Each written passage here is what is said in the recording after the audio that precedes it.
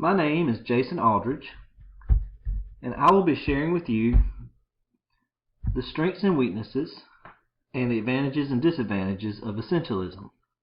I will also talk about a couple of key people associated with the essentialist theory of teaching. Those practicing essentialism in the classroom do so because of the strengths and advantages it provides. First of all, this theory emphasizes the mastery of essential skills, facts, and concepts that form the basis of the subject matter, hence why it is called essentialism. This helps teachers to develop a plan for their teaching, and it also helps students to develop intellectual goals for specific subjects. Essentialists typically focus on core subjects such as math, science, and reading and writing English, and are strong in these subject areas. This also makes the essentialist theory strong in meeting curriculum demands for high-stakes testing,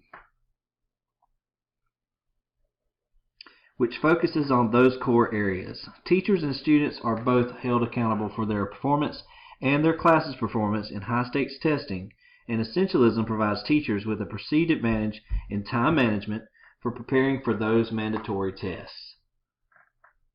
Finally, essentialism provides a strength in classroom structure and management. Many teachers practice essentialism because of the advantages of assessing students' progress. An essentialist will assess students traditionally with homework and classwork, quizzes, and tests. Since this is a very traditional way of assessment, students are familiar with this mode of assessment, and that helps them understand how they are being assessed. With the strengths and advantages, there will also be weaknesses and disadvantages.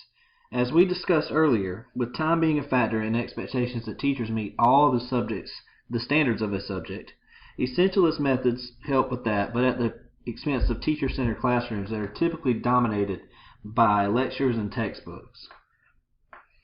The teacher talks more than the student, which means this puts the classroom at a disadvantage when it comes to cooperative work and discovery-based learning. As a result, students are more passive learners, and one may view the class as having a low level of engagement. Even with the influx of technology at our fingertips, essentialism has yet to embrace technology as a teaching tool in the classroom.